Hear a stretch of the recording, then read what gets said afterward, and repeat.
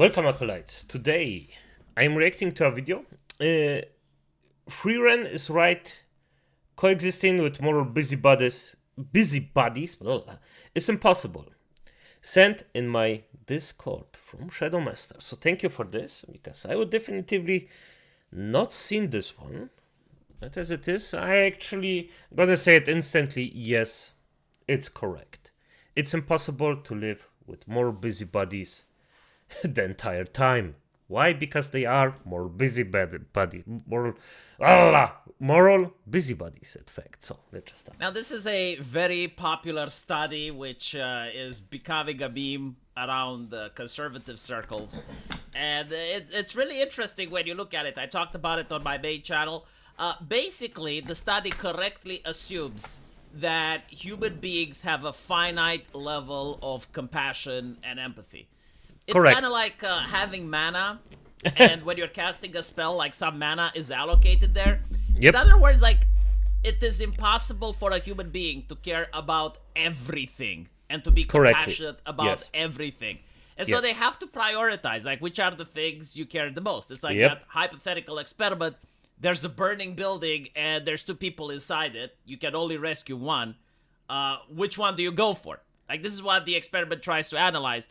And so the participants were spread based on ideology, based on liberal and conservative. And they were asked questions. It's like, you have 100 points. Please allocate them on the following categories. And when you go close to the circle, it's your immediate family. And then as you're moving away, it's your extended family. You're moving more away. It's the people that you know. And then I'm going to be honest, acolytes, immediate family. Further away, it's your acquaintances, the people in your country. Then you're talking about all mammals, then all animals, then all life on Earth, all life in the universe, right? And there is a caveat to this. They basically say that participants in these categories were non-overlapping, such as that giving to one category, example, extended family, would not include an inclusive category. So, in other words, if you say that you're compassionate and you care more about your extended family, then that implies that you don't care about your mom and dad. Which, by the way, like, for some people, it can make sense. Like, maybe they grew up in an abusive household. Maybe they never met their parents. So, like, it would make sense that some people would deviate from the norm. Yeah, but that's an extreme. If you just go for the extremes right here, that's... I mean, the thing is, it's always... If I have a hobby, and the hobby that I am going in, my parents wouldn't like. So I prefer to, well, just spend my time with the hobby. Does it mean that I don't give a shit of my parents? Of course not. It's just that I prefer one action before the other just because of this. But yeah, it's okay. It's extreme. I don't like it. But what ends up happening is that conservatives they care most about the people around them. Like, they want to make sure that the people around them are safe and secure. So, like, their friends, their family, their acquaintances. Everyone should, in my opinion. And after that, they have empathy for other things. You know, they have empathy for the people in their nation. They have empathy for animals. But the primordial concern, the main focus of the conservative mindset is to care about the people around them. Meanwhile, for the liberal, they seem to care about the opposite. They care more about other stuff. So, like, for instance, a vegan. He doesn't care about humanity. He actually cares about the animals. Like, he cares about the animals more than he cares about his mom and dad. A person that's an environmentalist, he cares about the rocks and the trees much more than he cares about his family. And you get to see this often in fiction, where you have people in Starship Troopers siding with the bugs. Like, they side with the alien life over their immediate family. And, you know, like, this baffled a lot of people, because it's like, well, how can you think this way? How can these people survive evolution? Because the reason that we consider it's normal to care about your family and immediate friends is that this is an evolutionary mechanism that helps us survive. And you notice that mammals have it as well. Like, it's just normal for the close kin to care about each other more than they care about other species, right? Like, you're not going to often see a wolf caring about a sheep much more than he cares about himself. And so this is the main difference in I mean, it also makes sense if you think about it logically, as with the whole thing.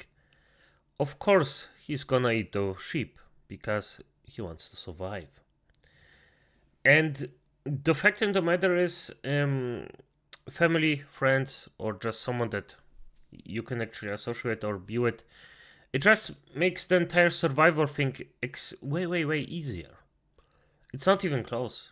In a group, it's way easier. That's so.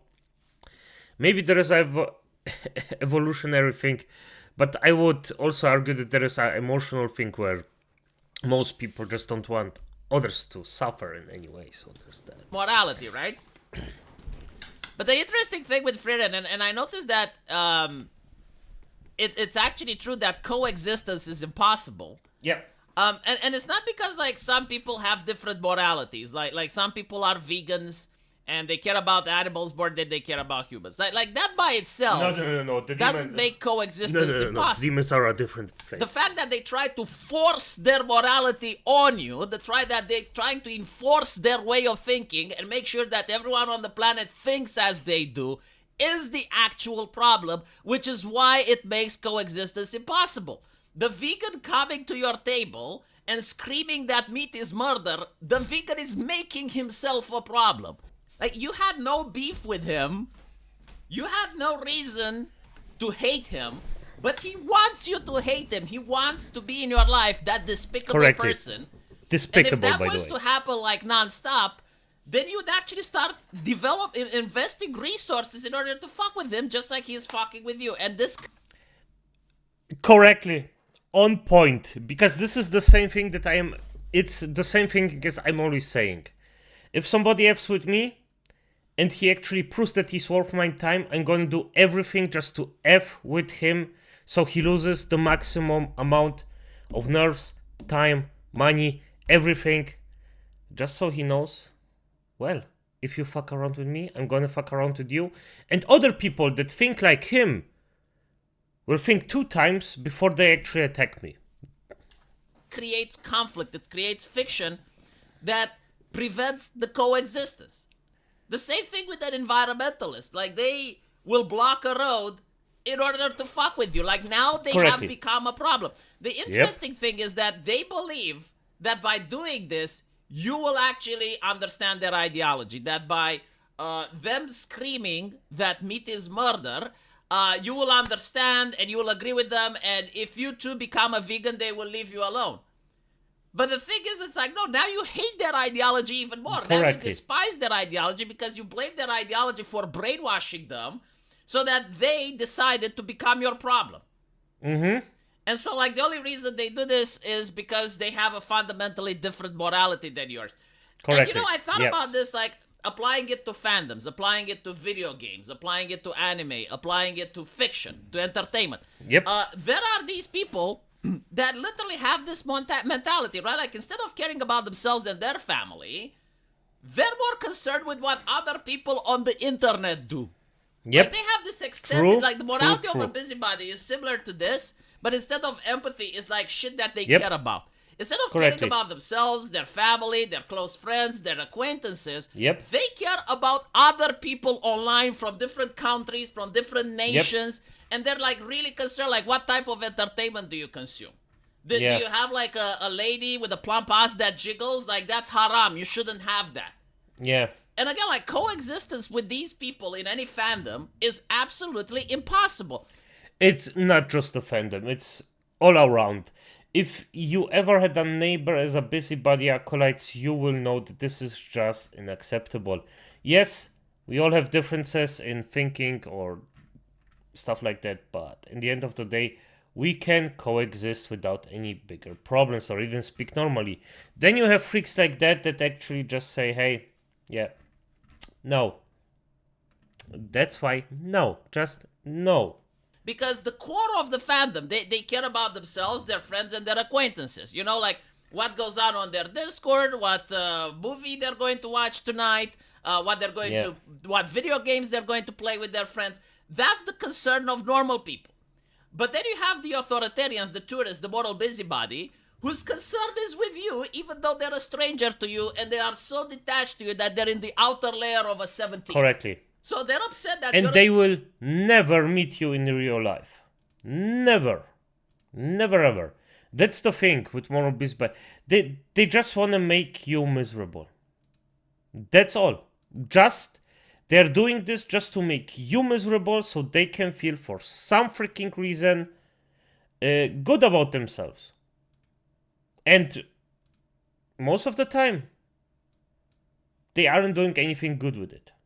Not even in the freaking slightest. But okay.